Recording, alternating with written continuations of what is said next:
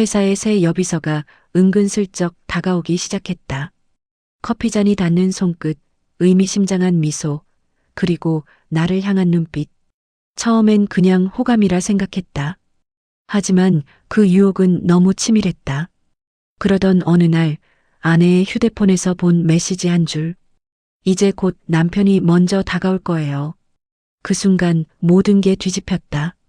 알고 보니 여비서는 아내가 보낸 함정이었고 진짜 바람은 아내 쪽이었다. 사랑이라 믿었던 세상 속에서 가장 가까운 사람에게 배신당한 한 남자의 이야기. 그가 마지막에 내뱉은 한마디. 유혹보다 무서운 건 믿음이었어. 기막힌 이야기 채널을 찾아주셔서 감사합니다. 구독과 좋아요는 무료입니다.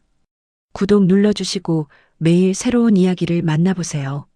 서울 강남의 한복판, 하늘을 찌를 듯 솟아오른 빌딩들 사이로 해가 지고 있었습니다. 퇴근길 차들은 꼬리에 꼬리를 물고 늘어서 있었고 거리의 네온사인들이 하나둘 불을 밝히기 시작했어요.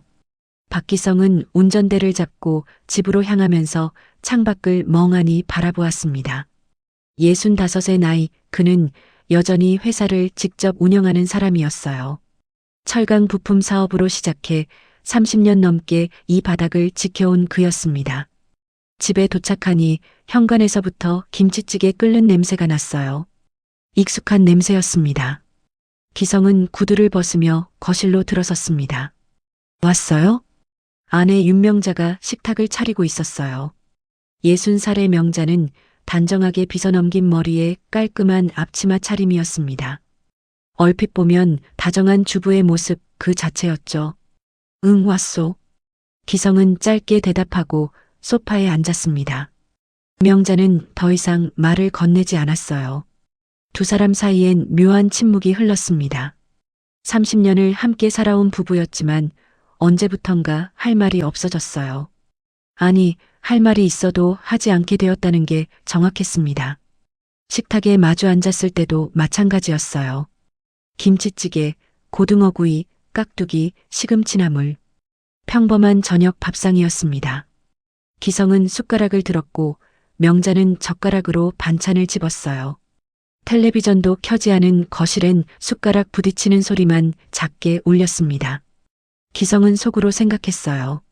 같은 밥상인데 왜 이렇게 허전할까? 명자는 휴대폰을 보며 무심하게 말했습니다.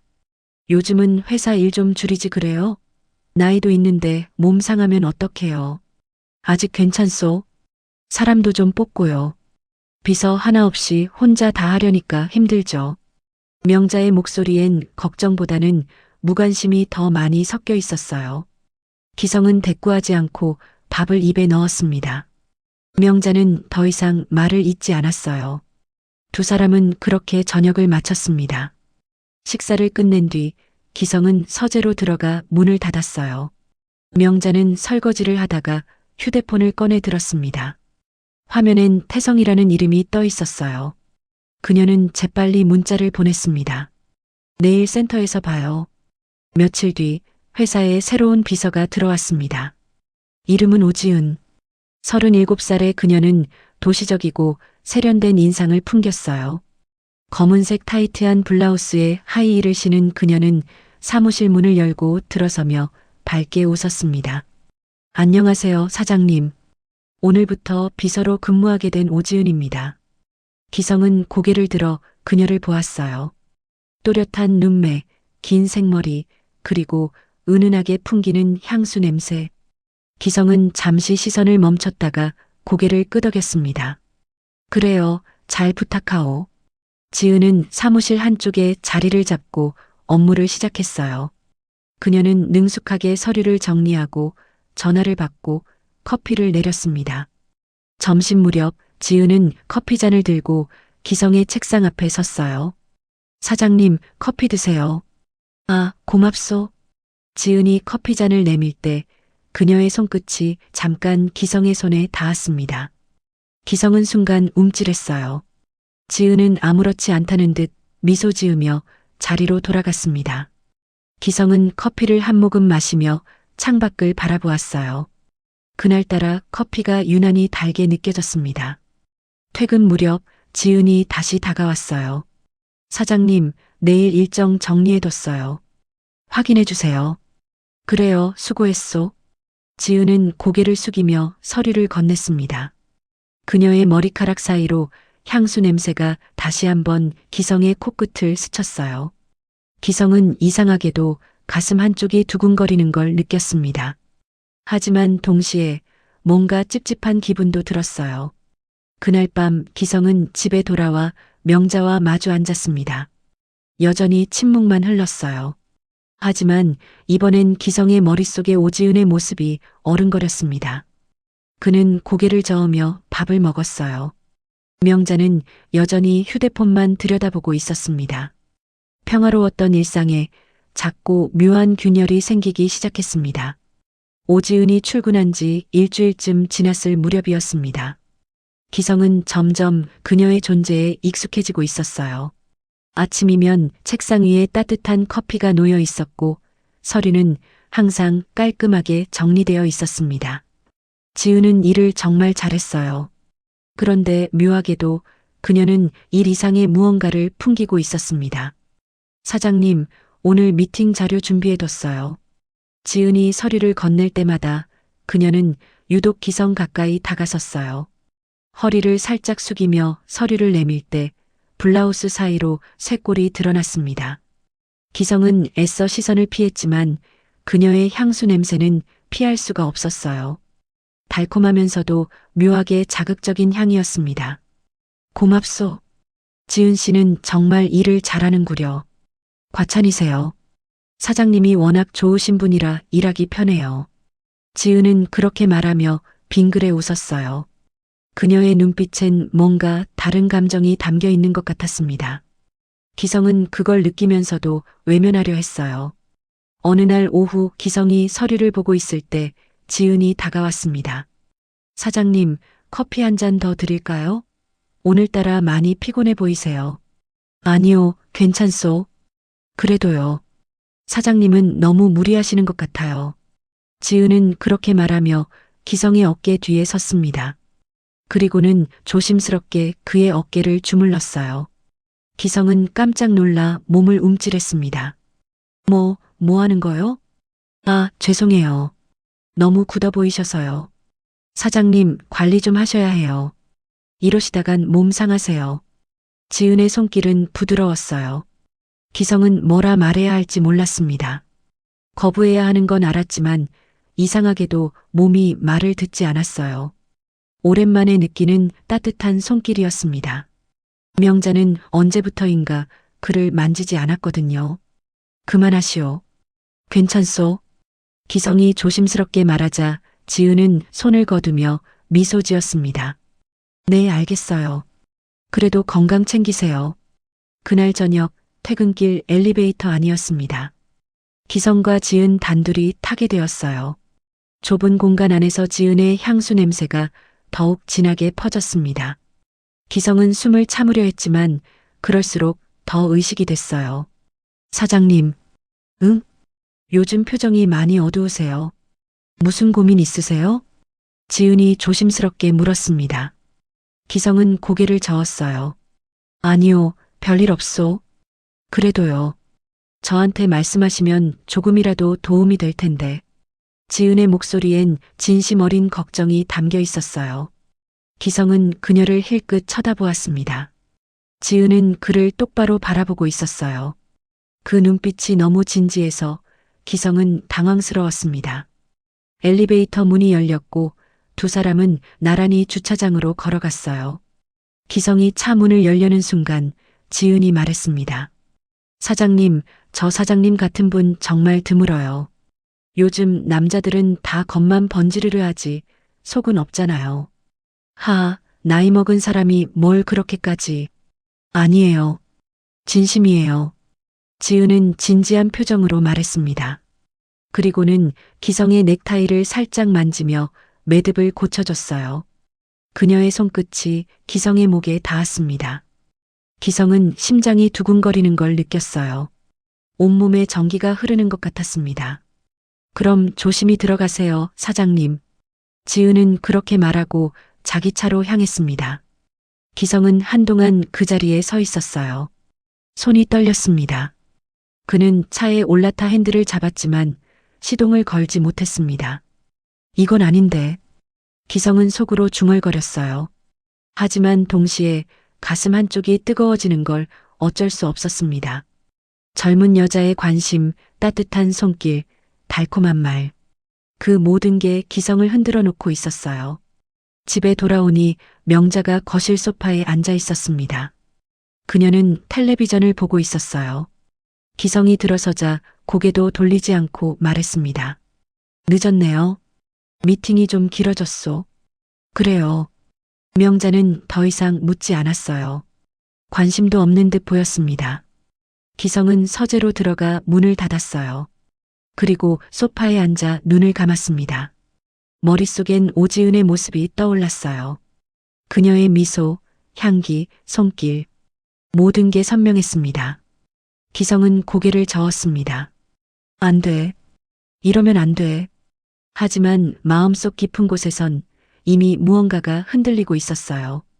오랜 결혼 생활 속에서 느끼지 못했던 설렘, 외로움을 채워주는 듯한 착각, 그 모든 게 기성을 조금씩 무너뜨리고 있었습니다. 그날 밤 기성은 잠을 이루지 못했어요. 침대 옆에 누운 명자는 등을 돌리고 자고 있었습니다.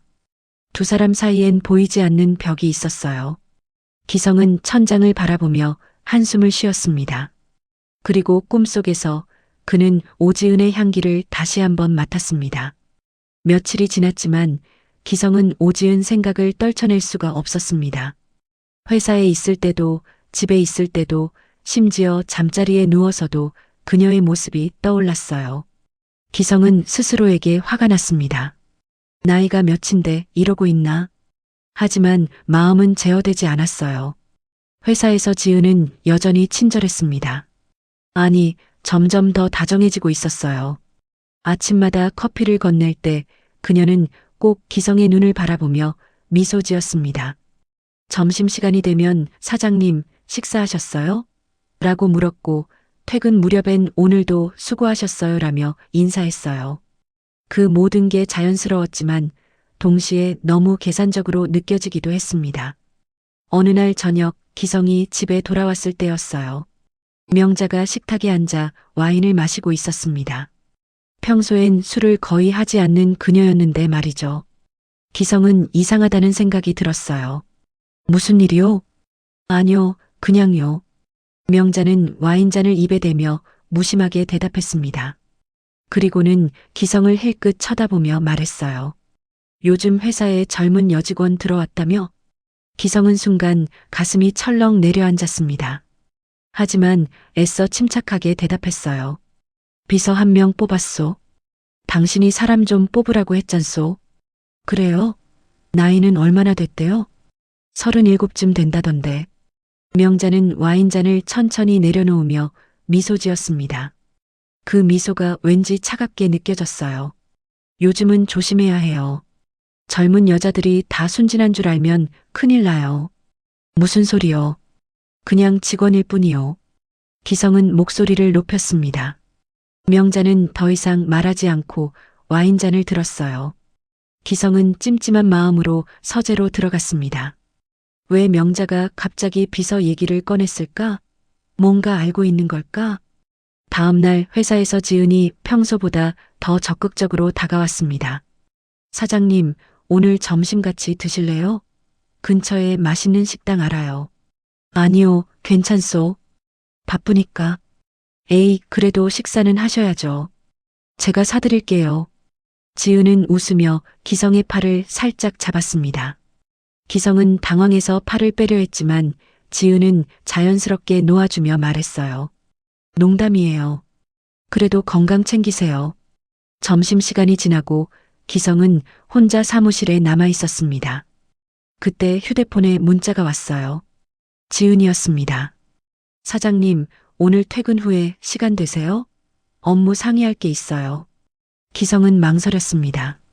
거절해야 한다는 걸 알았어요. 하지만 손가락은 이미 답장을 쓰고 있었습니다. 그러시오. 몇 시에? 7시에 회사 근처 카페에서 뵐게요. 저녁 7시 기성은 약속 장소로 향했습니다. 작은 카페였어요. 안으로 들어서니 지은이 이미 와 있었습니다. 그녀는 캐주얼한 원피스 차림이었어요. 평소 회사에서 보던 모습과는 달랐습니다. 더 여성스럽고 부드러워 보였어요. 사장님, 여기 앉으세요. 기성은 지은 맞은편에 앉았습니다. 웨이터가 메뉴판을 가져왔고 지은이 주문했어요. 아메리카노 2잔이요. 상의할 게 뭔가? 기성이 직설적으로 물었습니다. 지은은 잠시 침묵하더니 천천히 입을 열었어요. 사장님, 솔직히 말씀드려도 될까요? 무슨 말이요? 저 사장님이 좋아요. 기성은 귀를 의심했습니다. 지은은 진지한 표정으로 그를 바라보고 있었어요. 지은 씨. 그게 무슨 소리요? 진심이에요. 처음엔 저도 몰랐어요. 그냥 직장 상사일 뿐이라고 생각했거든요. 근데 시간이 지나면서 사장님이 자꾸 생각나더라고요. 지은의 목소리는 떨리고 있었습니다. 기성은 당황해서 어쩔 줄 몰랐어요. 지은 씨, 나는 유부남이요. 그리고 나이도 많고. 알아요. 다 알아요. 그래도 어쩔 수 없어요. 지은은 테이블 위로 손을 뻗어 기성의 손을 살짝 잡았습니다. 기성은 손을 빼야 한다는 걸 알았지만 그럴 수가 없었어요. 그녀의 손은 따뜻했습니다. 사장님도 외로우시잖아요. 저 알아요. 사모님이랑 사이가 안 좋으시죠? 그건 아니라고 하지 마세요. 보면 알아요. 사장님 표정이 항상 슬퍼 보이거든요. 기성은 말문이 막혔습니다. 지은의 말이 전곡을 찔렀어요. 그는 정말 외로웠습니다. 명자와의 관계는 이미 오래전부터 식어 있었어요. 같은 집에 살지만 마음은 멀리 떨어져 있었습니다. 지은 씨, 저랑 있으면 편하시죠? 저도 사장님이랑 있으면 행복해요. 지은은 그렇게 말하며 살짝 취한 듯 웃었습니다. 기성은 혼란스러웠어요. 이 상황을 어떻게 받아들여야 할지 몰랐습니다. 그날 밤 기성은 집에 늦게 돌아왔습니다. 명자는 이미 잠든 것 같았어요. 기성은 서재로 들어가 소파에 앉았습니다. 머릿속이 복잡했어요. 지은의 고백, 그녀의 눈빛, 따뜻한 손길. 모든 게 현실 같지 않았습니다. 다음 날 아침 회사에 출근한 기성은 로비에서 놀라운 광경을 목격했습니다. 명자가 오지은과 인사를 나누고 있었어요. 두 사람은 웃으며 대화하고 있었습니다. 기성은 얼어붙었어요. 명자가 기성을 발견하고 손을 흔들었습니다. 여보, 여기 있었네요. 지은 씨 인사드리러 왔어요. 사모님을 어떻게? 지은이 당황한 표정으로 말했습니다. 명자는 웃으며 대답했어요. 우리 헬스장에서 우연히 만났어요. 같은 트레이너한테 배우더라고요. 세상 참 좁죠? 기성은 머릿속이 하얘졌습니다. 지은과 명자가 알고 있었다고? 그것도 같은 헬스장에서? 이건 우연일까 아니면. 그날 이후 기성은 모든 게 의심스러워졌습니다. 지은의 고백, 명자의 태도, 그 모든 게 우연치고는 너무 맞아떨어졌어요. 뭔가 큰 그림이 있는 것 같았습니다. 하지만 그게 뭔지는 알 수 없었어요. 밤에 침대에 누웠을 때 휴대폰에 문자가 왔습니다. 지은이었어요. 사장님, 저 지금 너무 외로워요. 기성은 그 문자를 지우려다 손을 멈췄습니다. 마음 한쪽이 흔들렸어요. 그는 휴대폰을 내려놓고 눈을 감았습니다. 하지만 잠은 오지 않았습니다. 기성은 며칠 동안 지은의 문자에 답장하지 않았습니다. 하지만 그 문자는 지워지지 않았어요. 휴대폰을 열 때마다 그 메시지가 눈에 들어왔습니다. 저 지금 너무 외로워요. 그 짧은 문장이 기성의 마음을 계속해서 흔들어 놓고 있었어요. 회사에서 지은은 평소와 다름없이 업무를 받습니다. 하지만 두 사람 사이엔 묘한 긴장감이 흘렀어요. 기성은 지은을 똑바로 쳐다볼 수가 없었고 지은도 기성을 피하는 것 같았습니다. 그렇게 서로를 의식하면서도 모른 척하는 시간이 이어졌어요. 어느 날 점심시간 기성은 혼자 사무실에 남아 샌드위치를 먹고 있었습니다. 그때 문이 열리며 지은이 들어왔어요. 사장님, 식사하세요? 응, 그러고 있소. 지은은 조심스럽게 다가와 기성 맞은편에 앉았습니다. 그녀는 한동안 말없이 기성을 바라보다가 입을 열었어요. 저 그날 제가 너무 급하게 말씀드렸나 봐요. 죄송해요. 아니요. 내가 미안하오. 사장님은 잘못하신 거 없어요. 제가 선을 넘었죠.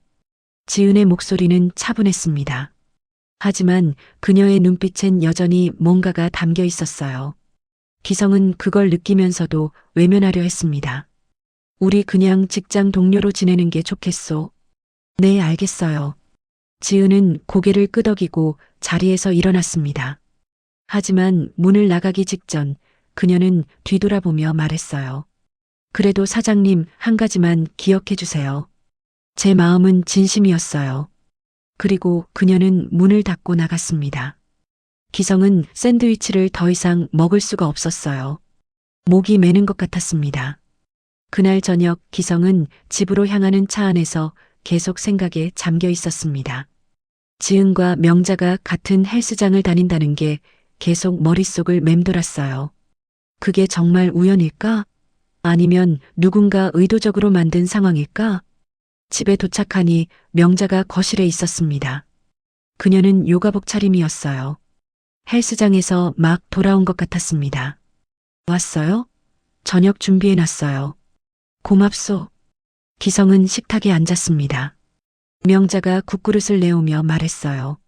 오늘 헬스장에서 지은 씨 봤어요. 참 성실한 사람이더라고요. 매일 나오나 봐요. 기성은 숟가락을 든 손이 멈췄습니다. 그래요? 응. 우리 트레이너 선생님이랑도 친하던데. 태성 씨 있잖아요. 제가 항상 얘기하는 그 트레이너. 명자는 자연스럽게 말했습니다. 하지만 기성은 뭔가 이상하다는 느낌을 지울 수 없었어요. 명자가 왜 갑자기 지은 얘기를 자주 꺼내는 걸까? 그리고 그 트레이너는 누구지? 그 트레이너 이름이 뭐라고 했소? 이태성이요. 40대 중반인데 정말 관리 잘하시는 분이에요. 여보도 한번 만나봐요. 건강 상담 받으면 좋을 거예요. 명자는 웃으며 말했습니다. 기성은 고개를 끄덕였지만 마음속 어딘가에서 경고음이 울렸어요. 다음 날 기성은 회사에서 지은을 불렀습니다. 지은 씨, 잠깐 물어볼 게 있소. 네, 사장님. 당신 우리 집사람이랑 같은 헬스장 다닌다면서? 지은은 순간 당황한 표정을 지었습니다. 하지만 곧 침착하게 대답했어요. 아, 네. 그게 우연히 같은 곳을 다니게 됐어요. 우연? 네. 집이 근처라서요.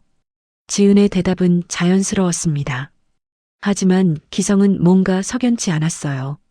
그는 더 이상 묻지 않고 고개를 끄덕였습니다. 알았소. 며칠 뒤 기성은 우연히 명자의 휴대폰을 보게 됐습니다. 그녀가 샤워하러 간 사이 거실 테이블 위에 놓인 휴대폰에서 문자 알림이 떴어요. 기성은 무심코 화면을 봤습니다. 태성 오늘 저녁에 봐요. 예전 장소에서. 기성은 심장이 철렁 내려앉았습니다. 태성? 그 헬스 트레이너? 왜 저녁에 만나지? 기성은 휴대폰을 다시 내려놓았지만 손이 떨렸어요. 그날 저녁 명자는 외출한다고 했습니다. 친구 만나고 올게요. 누구? 옛날 대학 동창이요. 오랜만에 만나기로 했어요. 명자는 화장을 다시 하고 향수를 뿌렸습니다. 평소보다 신경 쓴 차림이었어요. 기성은 뭐라 말할 수 없었습니다. 의심하고 싶지 않았지만 마음 한쪽이 불안했어요. 명자가 나간 뒤 기성은 서재에 앉아 생각에 잠겼습니다. 지은과 명자, 그리고 그 트레이너. 이 모든 게 연결되어 있는 것 같았어요. 하지만 어떻게 연결되어 있는지는 알 수 없었습니다. 그때 휴대폰이 울렸습니다. 지은이었어요.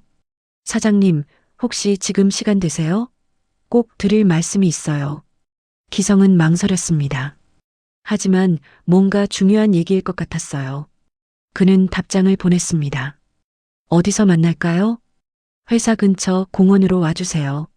30분 후에요. 기성은 외투를 입고 집을 나섰습니다. 공원에 도착하니 지은이 벤치에 앉아 있었어요.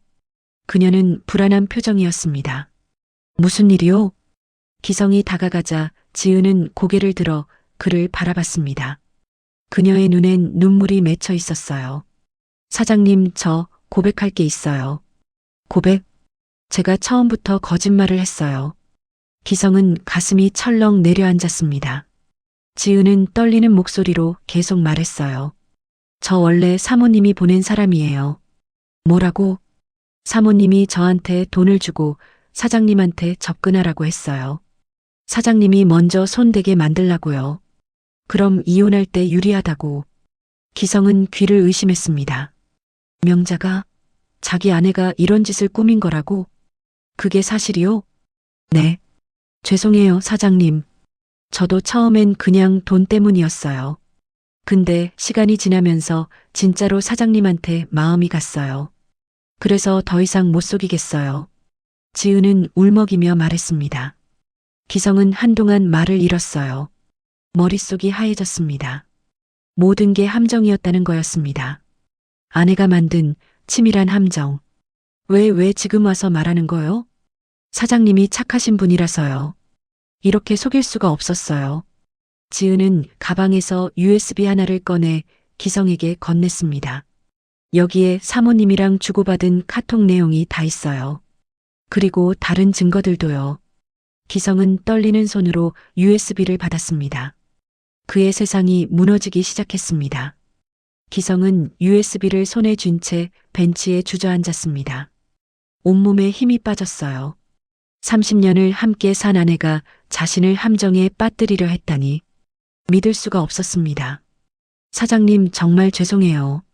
지은이 기성 옆에 앉으며 말했습니다. 그녀는 계속 눈물을 흘리고 있었어요. 기성은 고개를 들어 하늘을 바라봤습니다. 차가운 가을밤 하늘엔 별이 하나도 보이지 않았어요. 왜 명자가 이런 짓을 하는 거요? 잘은 모르겠어요. 하지만 사모님이 누군가와 외도하고 있는 것 같았어요. 그 트레이너요. 트레이너? 이태성? 네. 제가 헬스장에서 몇 번 봤는데 두 분 사이가 심상치 않더라고요. 기성은 주먹을 불끈 쥐었습니다. 분노가 치밀어 올랐어요. 아내가 바람을 피우면서 오히려 자신을 가해자로 만들려 했다는 게 믿기지 않았습니다. 그 USB에 뭐가 들어있어? 사모님이랑 저랑 주고받은 카톡이요. 그리고 사모님이 그 트레이너한테 보낸 문자들도 있어요. 제가 몰래 캡처해뒀거든요. 지은은 조심스럽게 말했습니다. 기성은 고개를 끄덕였어요. 고맙소. 당신이 말해줘서. 사장님, 저 정말로 사장님을 존경해요. 그게 거짓말은 아니에요. 지은이 기성의 손을 잡았습니다. 기성은 그 손을 가만히 바라봤어요. 따뜻했지만 이제 그 온기도 믿을 수가 없었습니다. 모든 게 거짓으로 느껴졌어요. 집으로 돌아온 기성은 서재로 곧장 들어갔습니다. 컴퓨터에 USB를 꽂고 파일을 열었어요. 카카오톡 캡처 화면들이 줄줄이 나타났습니다.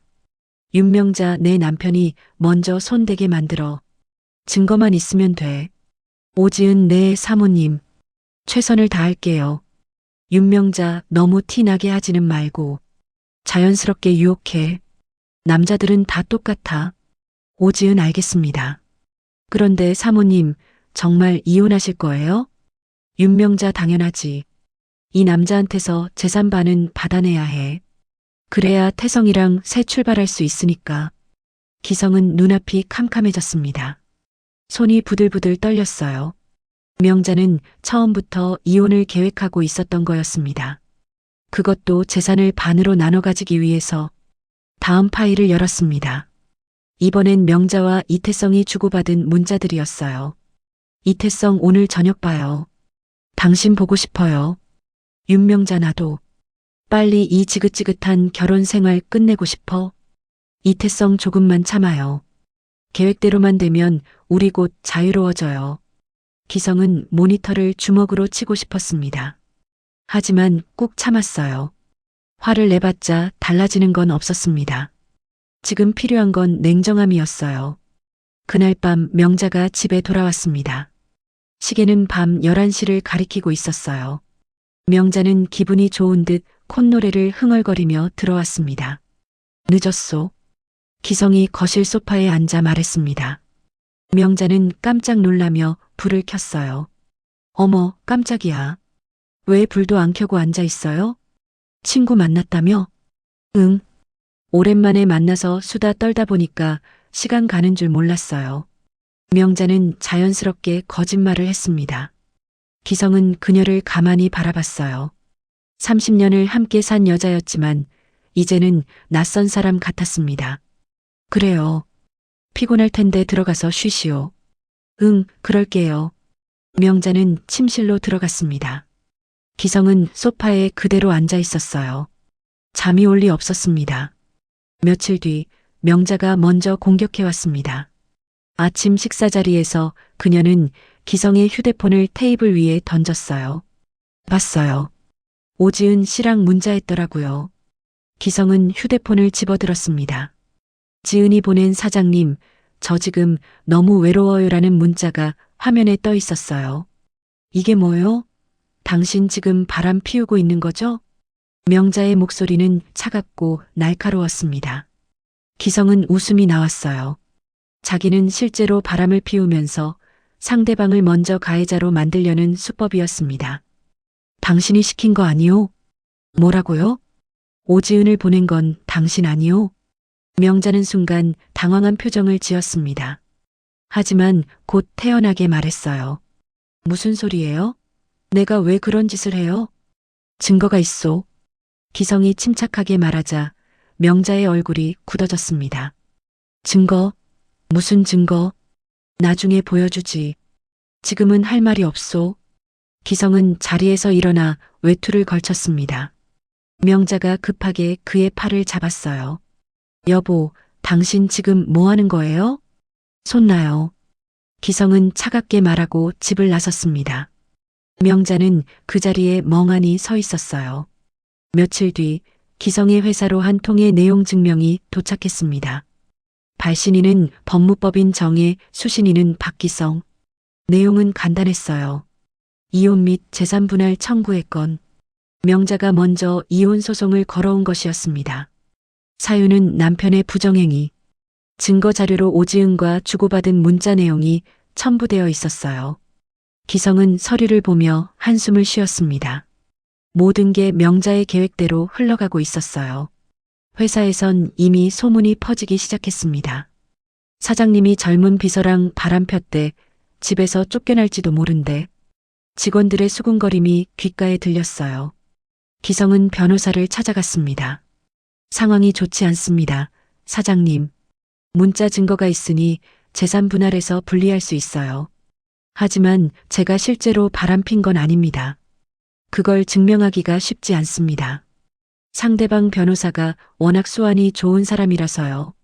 변호사의 말에 기성은 고개를 떨궜습니다.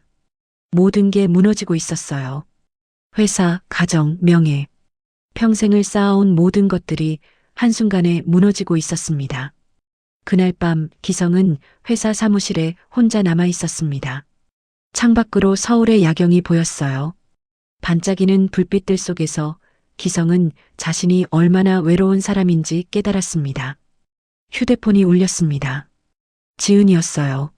사장님, 괜찮으세요? 제 탓인 것 같아 죄송해요. 기성은 답장을 보내지 않았습니다. 대신 USB를 다시 꺼내 들었어요. 이 안에 진실이 담겨 있었습니다. 명자의 거짓말, 태성과의 불륜, 모든 계획. 기성은 결심했습니다. 이대로 무너질 순 없다고. 반드시 나가지 않았습니다. 집에도 돌아가지 않았어요. 작은 모텔방 하나를 잡고 그곳에서 USB 안의 자료들을 하나하나 정리했습니다. 명자와 지은의 대화, 명자와 태성의 문자, 모든 것을 프린트해서 벽에 붙였어요. 마치 형사가 사건을 추적하듯 기성은 아내의 계획을 역추적하기 시작했습니다. 자료를 보면 볼수록 치밀한 계획이 드러났어요. 명자는 6개월 전부터 이 일을 준비했던 것 같았습니다. 지은을 헬스장에서 먼저 만나 포섭했고 그녀에게 자기 남편의 취향과 성격을 세세하게 알려줬어요.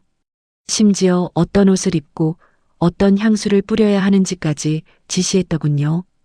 윤명자, 우리 남편은 고지식한 사람이야. 너무 노골적으로 접근하면 의심해. 천천히 자연스럽게 다가가. 오지은, 알겠습니다. 제가 잘해볼게요. 윤명자, 그리고 가끔 외로운 척해.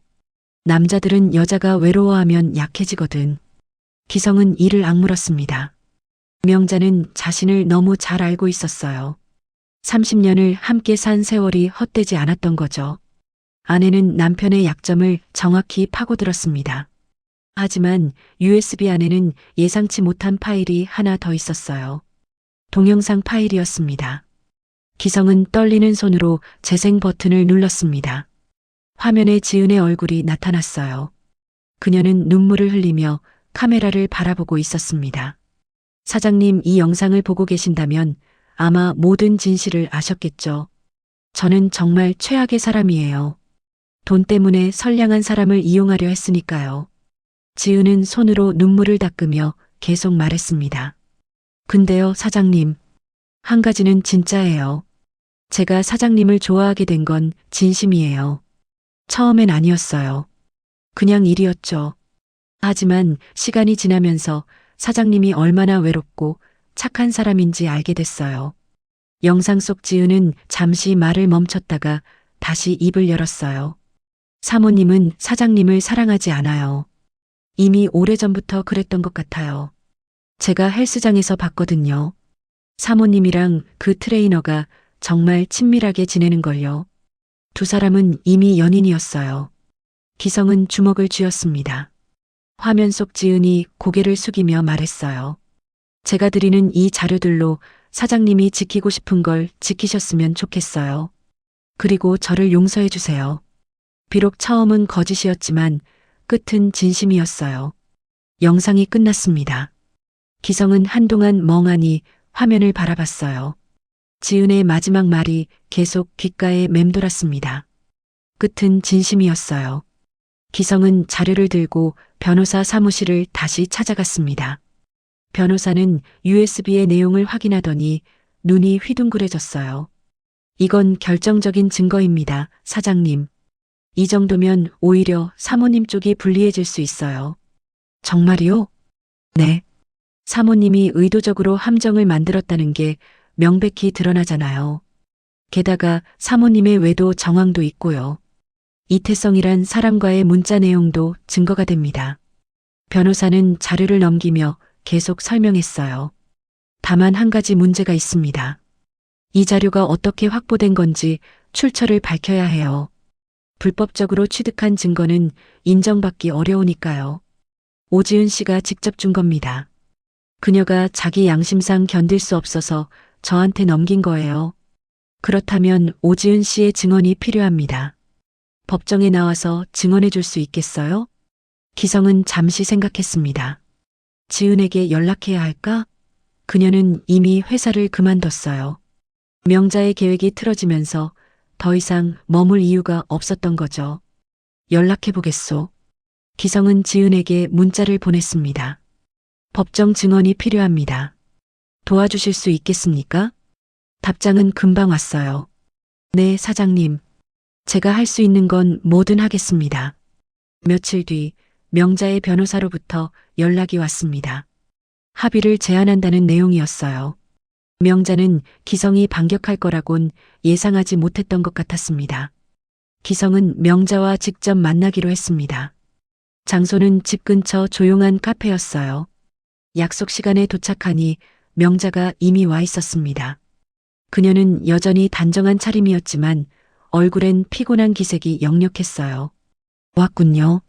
명자가 차갑게 말했습니다.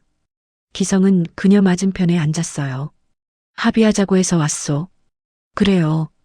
우리 이제 그만 끝내요. 서로 힘들기만 하잖아요. 명자는 태연하게 말했습니다. 하지만 기성은 그녀의 손이 떨리고 있다는 걸 알아챘어요. 당신이 원하는 게 뭐요? 재산 절반이요. 30년을 당신 뒷바라지했으니 그 정도는 받을 자격이 있죠. 뒷바라지? 기성은 씁쓸하게 웃었습니다. 당신은 나를 사랑한 적이 있소? 명자는 대답하지 않았어요. 잠시 침묵이 흘렀습니다. 기성이 다시 입을 열었어요. 언제부터였소? 태성이란 사람이랑은. 명자의 얼굴이 굳어졌습니다. 뭐라고요? 다 알고 있소. 당신이 바람 피운 것도, 지은 씨를 시켜서 나를 함정에 빠뜨리려 한 것도. 기성은 가방에서 서류 뭉치를 꺼내 테이블 위에 놓았습니다. 명자는 그걸 보더니 얼굴이 새하얘졌어요. 이건 증거요. 당신이 태성이랑 주고받은 문자 지은 씨한테 지시한 내용 다 있소. 명자는 말을 잃었습니다. 손이 바들바들 떨렸어요. 기성은 담담하게 말을 이었습니다. 나는 당신을 진심으로 사랑했소. 30년 동안 한 번도 다른 여자를 본 적 없소. 당신도 알잖소. 내가 얼마나 가정에 충실했는지. 여보, 이제 그만하시오. 이혼은 해주겠소. 하지만 재산 분할은 없소. 오히려 내가 위자료를 청구할 수도 있소. 기성은 자리에서 일어섰습니다. 명자가 급하게 그의 손을 잡았어요. 여보, 제발. 우리 다시 생각해봐요. 놓으시오. 기성은 차갑게 말하고 카페를 나섰습니다. 뒤에서 명자의 흐느끼는 소리가 들렸지만 기성은 돌아보지 않았어요. 밤 모텔방으로 돌아온 기성은 창밖을 바라봤습니다. 거리의 불빛들이 반짝이고 있었어요. 그는 지은이 남긴 영상을 다시 한번 재생했습니다. 끝은 진심이었어요. 지은의 말이 가슴에 와닿았습니다. 기성은 눈을 감았어요. 이제 마지막 대결만 남았습니다. 일주일 뒤 기성은 명자에게 문자를 보냈습니다. 집으로 갑니다. 마지막으로 할 얘기가 있습니다. 명자는 답장하지 않았어요. 하지만 기성은 그녀가 집에 있을 거라는 걸 알았습니다. 저녁 6시 기성은 30년을 살았던 집 앞에 섰어요. 낯설었습니다. 불과 한 달 전까지만 해도 매일 돌아오던 곳이었는데 이제는 남의 집처럼 느껴졌어요. 현관문을 열고 들어서니 거실에서 와인 냄새가 났습니다.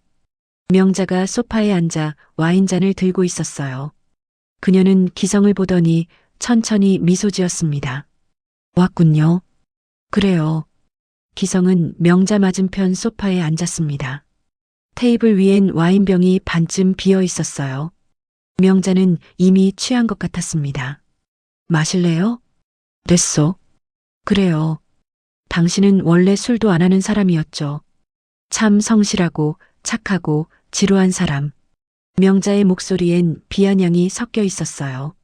기성은 그녀를 가만히 바라봤습니다. 왜 그랬소? 도대체 내가 뭘 잘못했소? 명자는 와인을 한 모금 마시고 잔을 내려놓았어요. 그리고는 천장을 올려다보며 말했습니다. 잘못한 건 없어요. 당신은 완벽한 남편이었어요. 돈도 잘 벌고 바람도 안 피우고 폭력도 안 쓰고 그게 문제였죠. 무슨 소리요?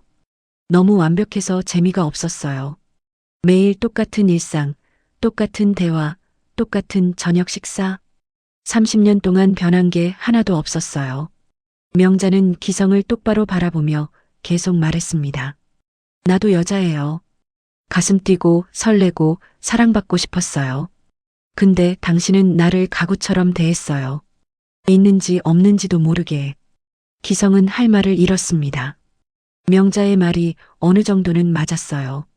그는 회사 일에만 몰두했고 아내에게 무관심했습니다. 대화도 거의 하지 않았고 함께 어디를 가지도 않았어요. 그래서 태성이를 만난 거요? 맞아요. 명자는 태연하게 인정했습니다.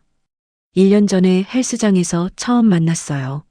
그 사람은 나를 여자로 봐줬어요. 예쁘다고 매력적이라고 함께 있으면 행복하다고 말해줬죠. 당신한테선 한 번도 들어본 적 없는 말들이었어요. 기성은 가슴이 답답했습니다. 자신도 모르게 아내를 소외시켰던 거였습니다. 그래도 이렇게까지 할 필요가 있었소? 지은 씨를 시켜서 나를 함정에 빠뜨리다니. 명자는 씁쓸하게 웃었어요. 처음엔 당신이 먼저 바람 피울 줄 알았어요. 지은이 같은 젊고 예쁜 여자가 유혹하면 남자들은 다 넘어가거든요. 근데 당신은 안 넘어가더라고요. 그래서 더 화가 났어요. 당신이 그렇게 성실한 사람이라는 게 오히려 짜증났죠. 나한테는 그렇게 무심하면서 왜 다른 여자한테도 무심한 건지. 차라리 바람이라도 피워주면 속이 시원했을 텐데. 명자는 와인잔을 다시 들었습니다.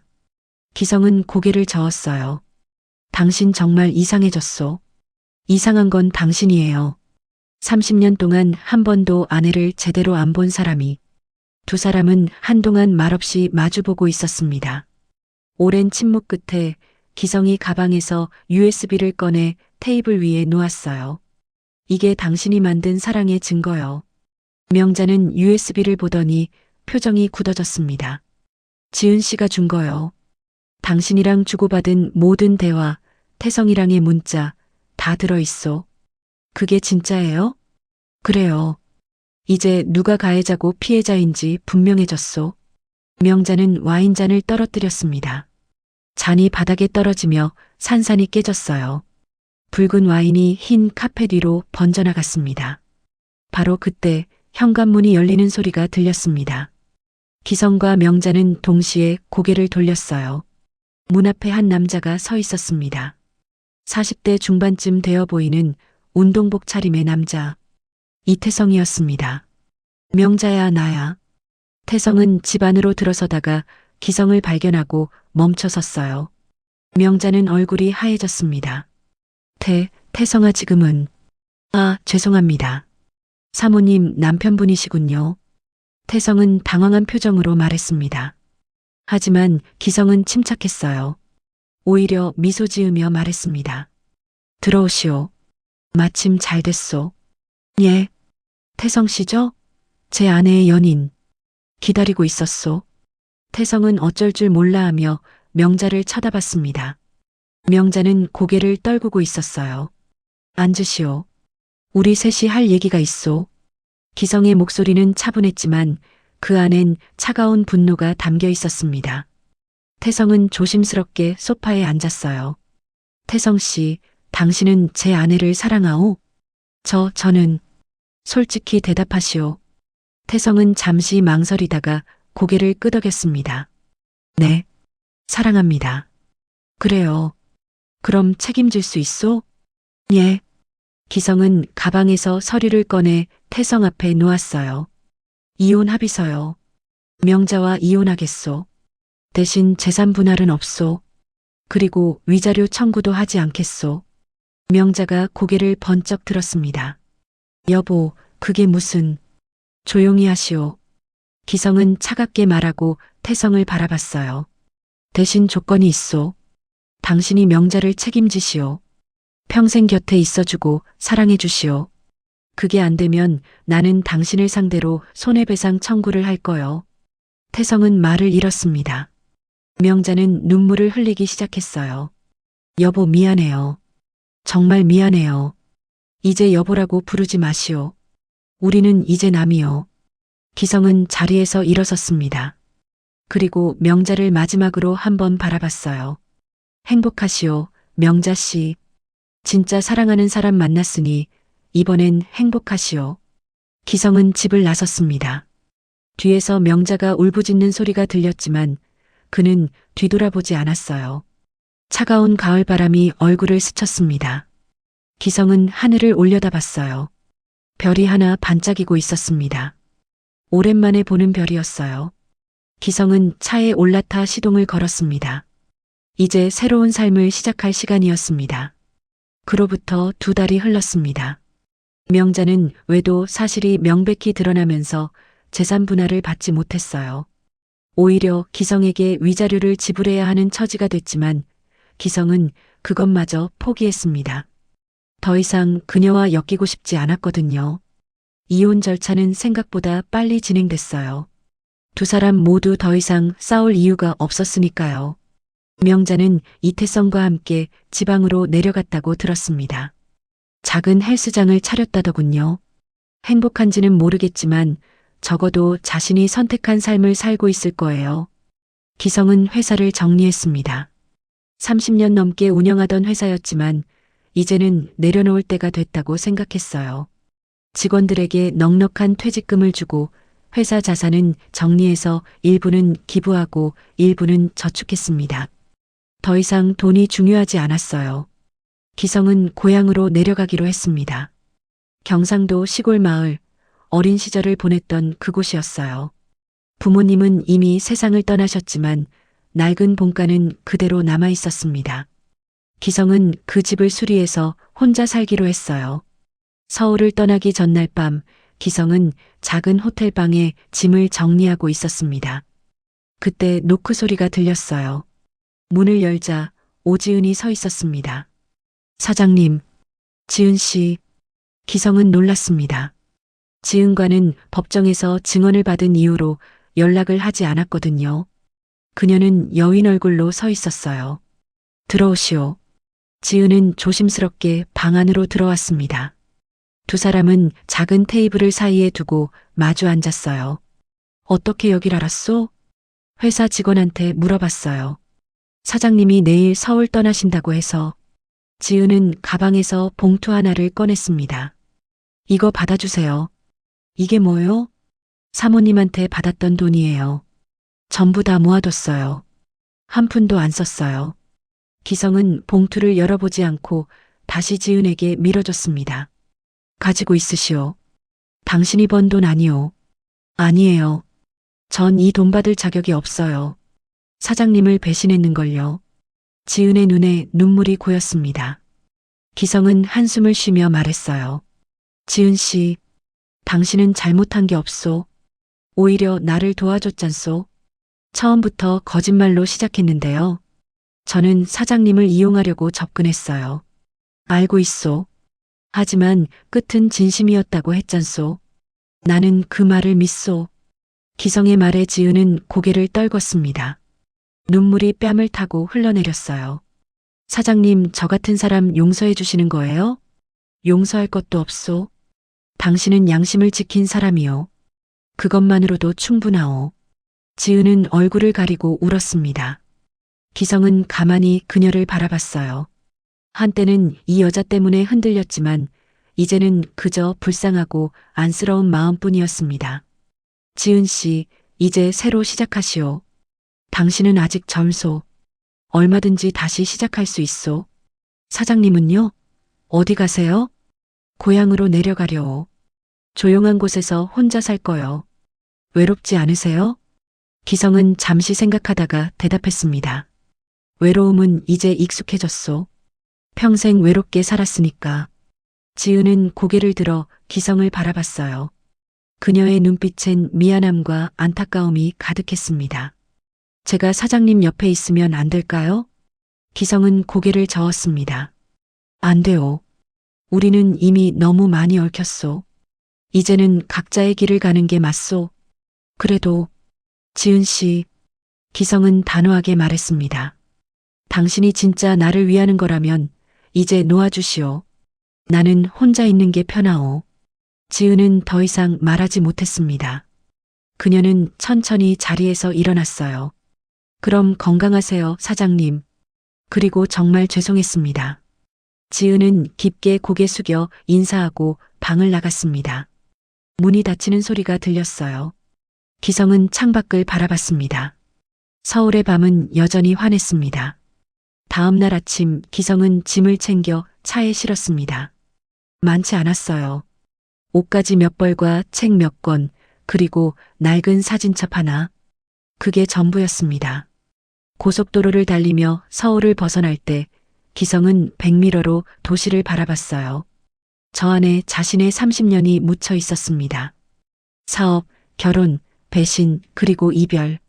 모든 게 꿈 같았어요. 오후 4시쯤 기성은 고향 마을에 도착했습니다. 작은 농촌 마을이었어요. 낡은 본가 앞에 차를 세우고 내렸습니다. 마당에 잡초가 무성했지만 집은 아직 튼튼해 보였어요. 기성은 대문을 열고 안으로 들어갔습니다. 마루에 앉아 마당을 바라봤어요. 어린 시절 아버지와 함께 나무를 심던 기억이 떠올랐습니다. 그때는 모든 게 단순했어요. 행복도 슬픔도. 며칠 뒤 우편함에 편지 한 통이 도착했습니다. 기성은 봉투를 열어봤어요. 편지지에는 단정한 글씨로 글이 적혀 있었습니다. 사장님께 그날 제가 드린 커피 기억하세요? 사실 전 진심이었어요. 사모님의 지시로 시작했지만 사장님을 알아갈수록 제 마음이 움직였어요. 누군가의 함정 속에서도 저는 당신을 인간적으로 존경했어요. 당신은 제가 만난 사람 중 가장 정직하고 따뜻한 분이었어요. 비록 우리의 만남은 거짓으로 시작됐지만 제 마음만큼은 진짜였다는 걸 알아주세요. 부디 건강하시고 행복하세요. 오지은 올림. 기성은 편지를 천천히 접었습니다. 그리고 마당으로 나가 편지를 태웠어요. 하얀 종이가 불길에 휩싸이며 재가 되어 날아갔습니다. 기성은 하늘을 올려다봤습니다. 늦은 가을 햇살이 따스하게 내리쬐고 있었어요. 구름 한 점 없는 맑은 하늘이었습니다. 사람의 진짜 유혹은 사랑이 아니라 욕심이었구나. 기성은 혼잣말처럼 중얼거렸습니다.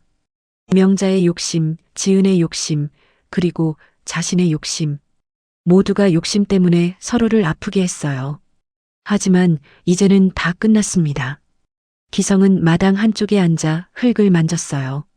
부드러운 흙이 손에 묻었습니다. 내년 봄에는 꽃을 심어야겠다고 생각했어요. 코스모스가 좋을 것 같았습니다. 저 멀리서 까치 소리가 들렸습니다. 기성은 그 소리를 들으며 눈을 감았어요. 바람이 불어왔습니다. 차가운 바람이었지만 상쾌했습니다. 그의 얼굴에 묘한 평온함이 스쳤습니다. 오랜 세월 동안 느끼지 못했던 진짜 평화였어요. 기성은 이제 알았습니다. 행복은 누군가와 함께 있는 데서 오는 게 아니라 자기 자신과 화해하는 데서 온다는 걸. 그리고 진짜 사랑은 소유가 아니라 놓아주는 것이라는 걸. 해가 서쪽으로 기울고 있었습니다. 노을이 하늘을 붉게 물들이고 있었어요. 기성은 마루에 앉아 그 풍경을 바라봤습니다. 아름다웠습니다. 그렇게 박기성의 새로운 하루가 시작됐습니다. 함정도 없고 배신도 없고 욕심도 없는 그저 조용한 하루였습니다. 그것만으로도 충분했습니다.